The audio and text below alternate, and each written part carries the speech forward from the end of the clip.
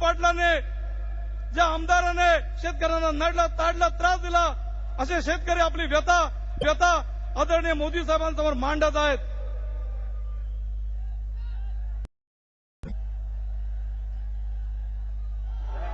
ज्या मनसेच्या उमेदवाराने शेतकऱ्यांना नाहक त्रास दिला, त्याचे बळी पडलेले अंध झालेले असे शेतकरी आदरणीय मोदी साहेबांना आपलं निवेदन देत आहेत. एनआरसीच्या कामगारांचा प्रश्न प्रलंबित आहे, त्याचं निवेदन आज मोदी साहेबांना इथे कामगारांच्या वतीने देण्यात येत आहे. आज सगळे 2,500 कामगार देशोसाठी लागले ते देखील इथे उपस्थित आहेत. शेतकऱ्यांचं गाऱ्हाण ऐकून घेताना नरेंद्र मोदी साहेब, आदरणीय उद्धवजींना मी विनंती करतो की त्यांनी या सगळ्या सभेला संबोधित करा. आदरणीय उद्धवजी ठाकरे साहेब.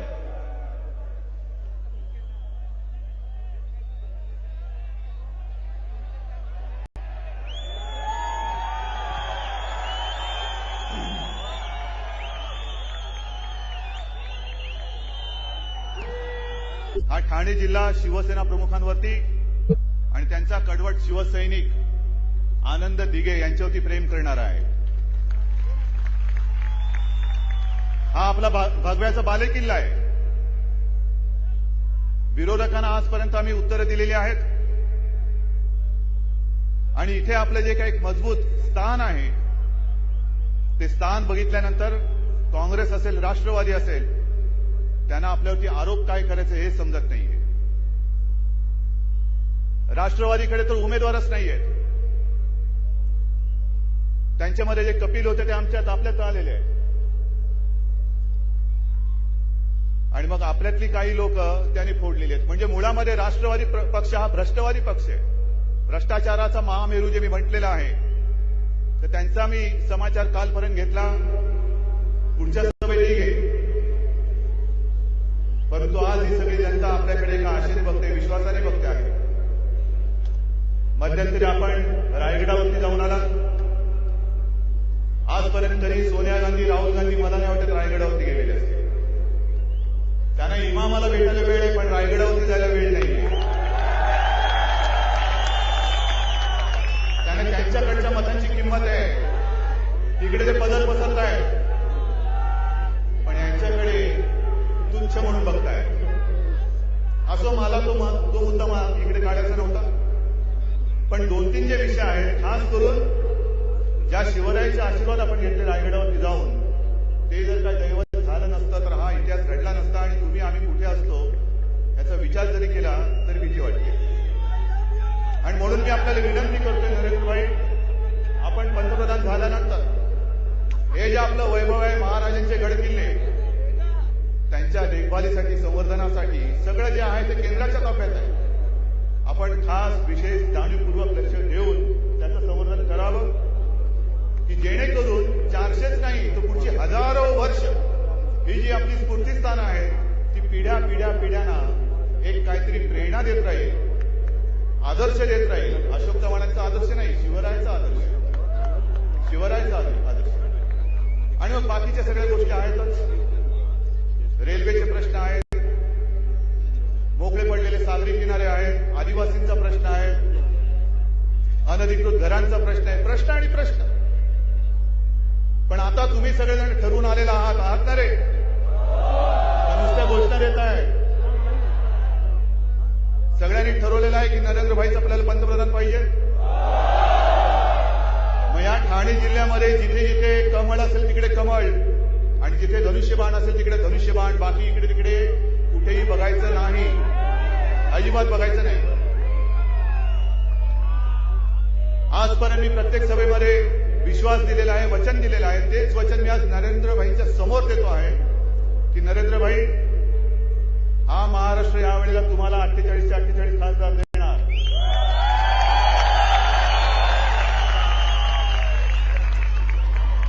विशेष म्हणजे महाराष्ट्रामध्ये काँग्रेस राष्ट्रवादीचं सरकार आहे, ही एक आपत्ती आहेच. पण त्याच्या जोडीला दुर्दैव आमचं असं आहे की एकामागोमाग एक नैसर्गिक आपत्ती आहे. त्यात काल परवाकडे पुन्हा गारपीट झालेली आहे. त्या गारपीटग्रस्त शेतकऱ्यांना सुद्धा आपल्याला दिलासा द्यावा लागेल. त्यांचं जे पीक कर्ज आहे, इतर काही गोष्टी आहेत, त्याच्यात त्यांना मोठा दिलासा देऊन एक संकटातून बाहेर आपल्याला काढावं लागेल. आणि जनता एकनिष्ठ आहे. एकदा यांनी निश्चय केला म्हणजे केला, मग ते इथे तिथे कुठेही जाणार नाहीत. आणि आज आपण बघता आहात आपल्या भगव्याबरोबर निळा सुद्धा आलेला आहे, धनगर समाज आलेला आहे, शेतकरी संघटना आलेली आहे.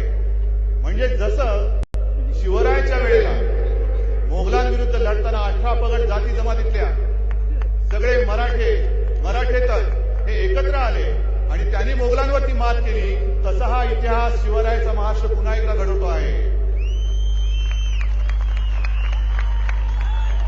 शिवसेना प्रमुखांचे आशीर्वाद आपल्या पाठीचे आहेत.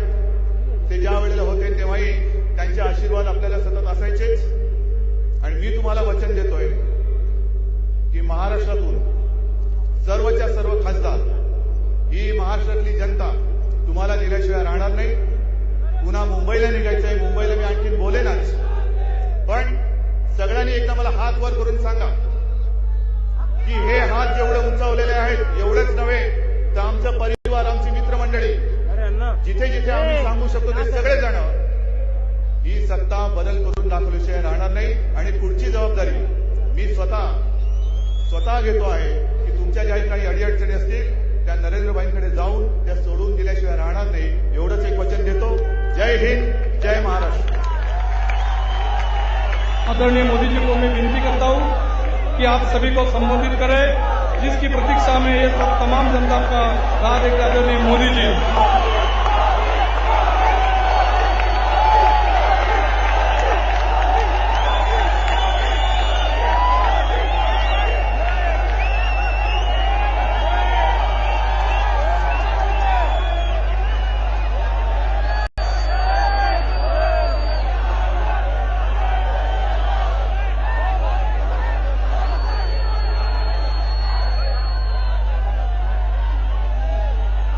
भारत माता की, भारत माता की. मंचावर बसलेले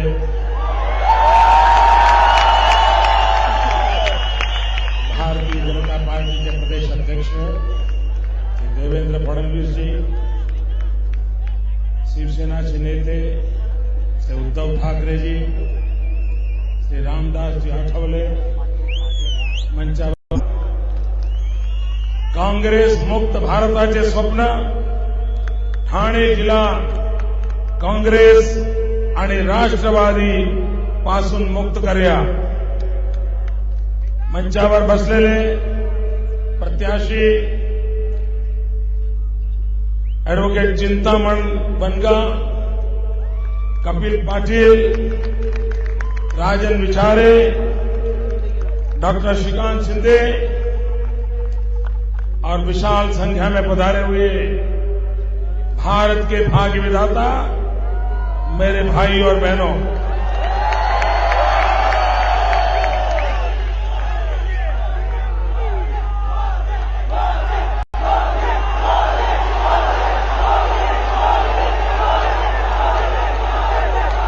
समय की सीमा है.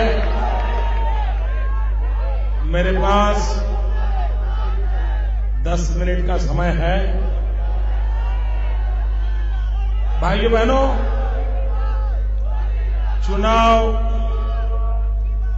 हमने बहुत देखे हैं, लेकिन ये पहला चुनाव ऐसा है जो राजनीतिक दल नहीं लड़ रहा है, उम्मीदवार नहीं लड़ रहा है. ये चुनाव देश की जनता लड़ रही है.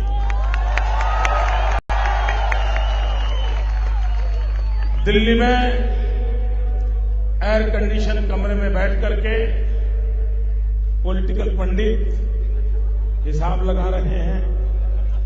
1% स्विंग इधर गया कि 1% स्विंग उधर गया, 2% स्विंग उतर गया कि 2% ऊपर गया. सारे माथापच्ची कर रहे हैं.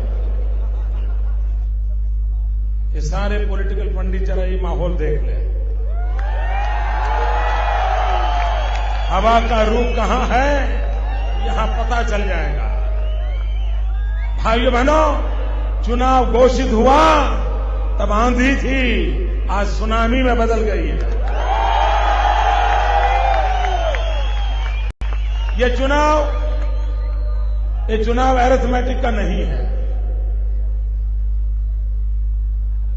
पहले चुनावों में अरिथमेटिक के हिसाब लगाए जाते थे कि 10 है तो 12 होंगे, 10 है तो 6 होंगे। ये चुनाव अरिथमेटिक का नहीं है। ये चुनाव 125 करोड़ नागरिकों के मन की केमिस्ट्री का चुनाव है। और इसलिए अरिथमेटिक से सोचने वालों के लिए चुनाव का अनुमान आकलन गलत निकलेगा।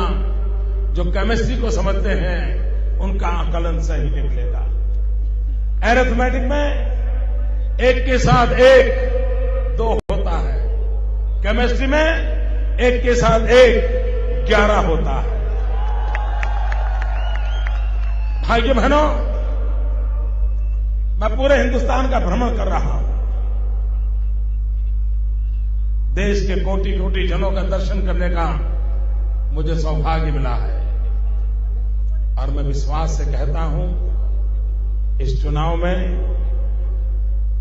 कई राज्य ऐसे होंगे जिसमें कांग्रेस का खाता ही नहीं खुलेगा।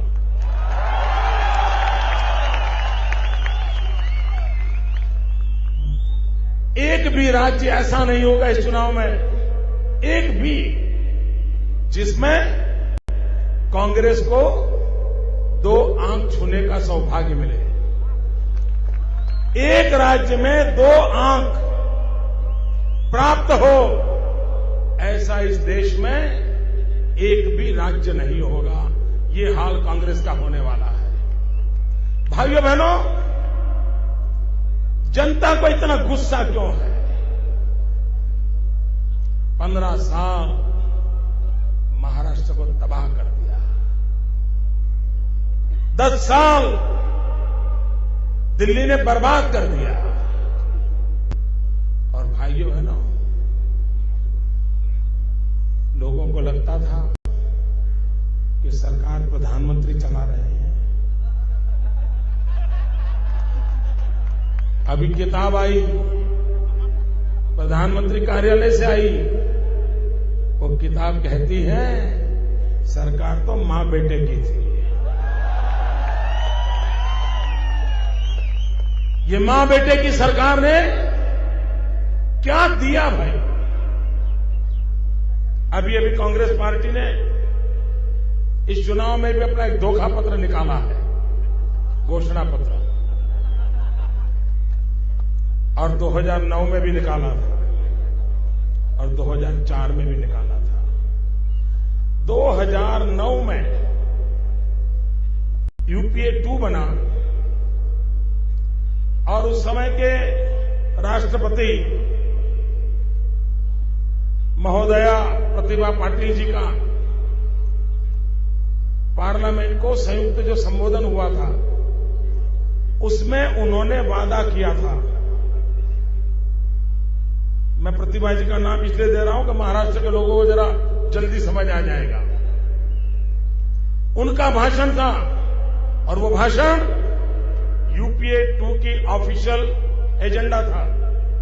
उस भाषण में उन्होंने कहा है हम 5 साल में हिंदुस्तान को स्लम फ्री बनाएंगे, झुग्गी झोपड़ी से मुक्त हिंदुस्तान बनाएंगे। 5 साल हो गए भाई? आप बताइए, 5 साल हो गए? झुग्गी झोपड़ी गई क्या? झुग्गी झोपड़ी कम हुई क्या? झुग्गी झोपड़ी बढ़ी क्या? ये कांग्रेस ने आपके साथ धोखा किया कि नहीं किया? वादा तोड़ा कि नहीं तोड़ा? जिन्होंने इतना बड़ा धोखा किया, राष्ट्रपति जी के मुंह से संसद भवन में घोषणा की हो कि हम स्लम फ्री हिंदुस्तान बनाएंगे, 5 साल में बनाएंगे। भाइयों बहनों, एक कदम नहीं उठाया, एक। इसका कारण क्या है? कांग्रेस पार्टी की मानसिकता को समझने की आवश्यकता है। हम ये तो मानते हैं, मैं भी सरकार में हूं, एक आध काम रह भी जाता है, लेकिन कांग्रेस पार्टी की मानसिकता वो नहीं है। वे जनता की आंख में धूल झोंकना, ये अपना जन्मसिद्ध अधिकार मानते हैं। ये मान के चलते हैं कि जनता हमारी जेब में है। ये मान के चलते हैं ये परिवार ही है जिसके बिना देश को चलने वाला नहीं है। और ये अहंकार उनको जनता के प्रति जवाबदेह नहीं बनाता है, लोकतंत्र के प्रति आस्थावान नहीं बनाता है। और उसी का परिणाम है चुनाव का उत्तरी दौर शुरू हो चुका है, आधा हिस्सा समाप्त हो गया, लेकिन मां बेटे की सरकार देश को जवाब देने के लिए तैयार नहीं है। उन्होंने जो वादे किए थे क्या किया? महंगाई कम करने के लिए कहा था, क्या किया? 10 करोड़ नौजवानों को रोजगार देने के लिए कहा था, क्या किया? आप मुझे बताइए, उन्होंने जवाब देना चाहिए कि नहीं देना चाहिए? सरकार में बैठे हैं, उन्होंने जवाब देना चाहिए कि नहीं देना चाहिए? ऊपर से मोदी का जवाब मांग रहे हैं। ना सरकार आप चला रहे हो, जवाब मेरा मांग रहे हो। भाइयों बहनों, कांग्रेस बड़ी परेशान है। इतने साल हो गए, इस परिवार को किसी ने ललकारा ही नहीं था। उनको लग रहा है एक चाय वाला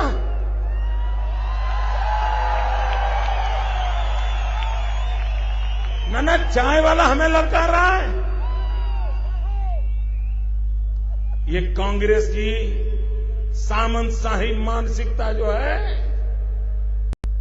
वे देश में लोकतांत्रिक संस्थाओं का सम्मान करना नहीं जानते हैं। भाइयों बहनों,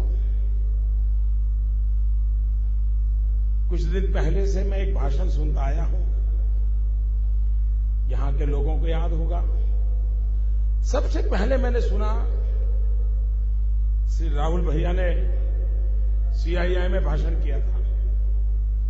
सीआईआई में भाषण करते समय उन्होंने कहा कि आजकल देश में ऐसी बातें हो रही हैं कि सफेद घोड़े पर कोई राजकुमार आएगा और वो आकर के जादू की छड़ी चलाएगा। उसके आते ही सारे कष्ट दूर हो जाएंगे, सुख शांति आ जाए। ऐसा सब राहुल भैया ने किसी ने सिखाया था, वो बोल रहे थे। यूट्यूब पर देखोगे तो मिलेगा। फिर मैंने देखा थोड़े दिन पर बाद उनकी माताजी कहने लगी, एक व्यक्ति ही क्या, एक व्यक्ति सब कर देगा क्या? एक व्यक्ति को सब पता चलता है? एक व्यक्ति ही जादूगर है। थोड़े दिन के बाद राहुल भैया की बहन भी बोलने लगी। तो मैं सोच रहा था, ये ऐसा कौन इंसान होगा जो सारी समस्याओं का समाधान कर देता है? ऐसा कौन जादूगर होगा जो ये सब कर देता है? मैं सोच रहा था कौन इंसान होगा, लेकिन मुझे दिमाग में बैठता नहीं था। लेकिन अभी 2 दिन पहले अमेरिका के वॉल स्ट्रीट जर्नल अखबार ने खुलासा कर दिया, वो कौन राजकुमार है जो घोड़े पर बैठ के आएगा, जादू की छड़ी चलाएगा। भाइयों बहनों, ये कल्याण में कोई ऐसा जादूगर है जिसके जेब में 1 लाख रुपया हो, 10वीं तक की पढ़ाई की हो और 3 साल में 300 करोड़ हो जाए? 3 साल में 300 करोड़ कर दें, ऐसा कोई है? कोई यहां भाई है कोई? अब मुझे पता चला कि उनके दिमाग में कौन जादूगर था। भाइयों बहनों, इन जादूगरों से देश को बचाओ। भाइयों बहनों, क्या आप मानते हैं? अगर मानते हैं तो हाँ कहना। आप मानते हैं कि देश में भ्रष्टाचार भयानक है? आप मानते हैं लुटेरों ने देश को लूटा है। आप मानते हैं ये धन विदेशी बैंकों में रखा है? आपको पूरा भरोसा है? सबको है? आप मानते हैं विदेश से धन वापस लाना चाहिए? विदेश से धन वापस लाना चाहिए? काला धन वापस लाना चाहिए? जरा वो पीछे वाले बताओ, काला धन वापस लाना चाहिए? कमाल हो यार, आप तो कोई ना बोलते ही नहीं हो। आप सबके सब हां कह रहे हो। आप हां इसलिए कह रहे हो, आपके पैसे कहां हैं? आपके नहीं है तो आपका जाता क्या है? आप क्यों ना कहोगे? ना कौन कहता है? ना कौन कहता है? ना कौन कहता है? जिनके रुपये विदेशों में पड़े हैं वे ना कह रहे हैं। भाइयों बहनों, उनके पेट में चूहे दौड़ने लगे हैं। देखिए, हिंदुस्तान में जब भी चुनाव हुए हैं तो सत्ता दल को हटाने के लिए सब लोग इकट्ठे आते हैं, गठबंधन होते हैं, रणनीति बनती है। पहली बार ये चुनाव की विशेषता है, पहली बार ये चुनाव ऐसा है जिसमें सत्ता दल सारे अपने यार दोस्तों को मिलाकर के रणनीति बना रहा है। सरकार बचाने की रणनीति नहीं, चुनाव जीतने की रणनीति नहीं, 1 पॉइंट प्रोग्राम, मोदी रोको, मोदी रोको, कुछ भी हो जाए मोदी रोको। क्यों? मोदी का नाम सुनते ही कांपने लगते हैं। उनको लग रहा है अगर मोदी आ गया तो 16 तारीख के बाद उनकी जगह कहां होगी, इसके कारण परेशान है।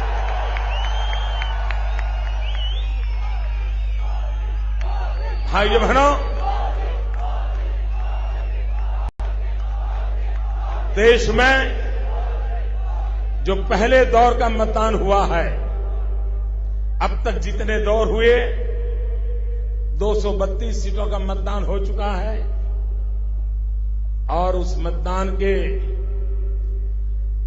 बहुत बारीकी एनालिसिस के बाद मैं विश्वास से कहता हूं कि 232 सीटों के मतदान से दिल्ली सरकार का जाना पक्का हो गया। नई सरकार की मजबूत नींव भी रख दी है। अब मजबूत सरकार बनाने का काम ये बाकी जिनका मतदान है उन पर है। नींव उन्होंने डाल दी है। 232 सीट वालों ने विजय का शिलान्यास कर दिया है। अब जिनका मतदान है, चाहे 24 को हो, 23 को हो, बाद में हो, अब जिन सीटों का मतदान है उनके जिम्मे है मजबूत सरकार देना। भाइयों बहनों, इस बार महाराष्ट्र से कांग्रेस एनसीपी का किसी का खाता नहीं खुलना चाहिए। भाइयों बहनों, महाराष्ट्र में भारतीय जनता पार्टी शिवसेना महायुति ये चुनावी मैदान में है और दिल्ली में मजबूत सरकार बनाने का काम भी उन्हीं के भरोसे है। और इसलिए मैं आग्रह करता हूं कि उलझन में मत रहिए, इधर उधर मत देखिए, महायुति को विजयी बनाइए। दिल्ली में महायुति के सबके सब साथियों को भेज दीजिए।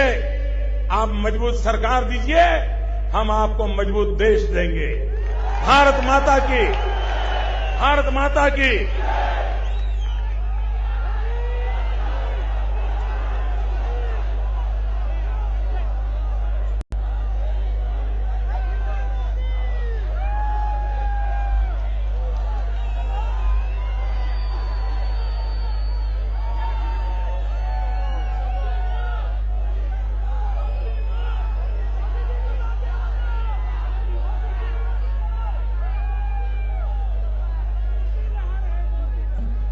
आजची सभा सक्सेस करण्याकरता ज्यांनी ज्यांनी सहकार्य त्याचा सगळ्यात एका शब्दात आभार. कल्याण डोंबिवली महानगरपालिकेने जे मैदान उपलब्ध करून दिल्याबद्दल त्यांचे आभार. प्रेस इतक्या मोठ्या संख्येने उपस्थित झाले त्याबद्दल त्यांचे आभार. विशेष करून पोलिसांनी खूप मेहनत केली, खूप मोठं सहकार्य केलं. त्या सर्व पोलीस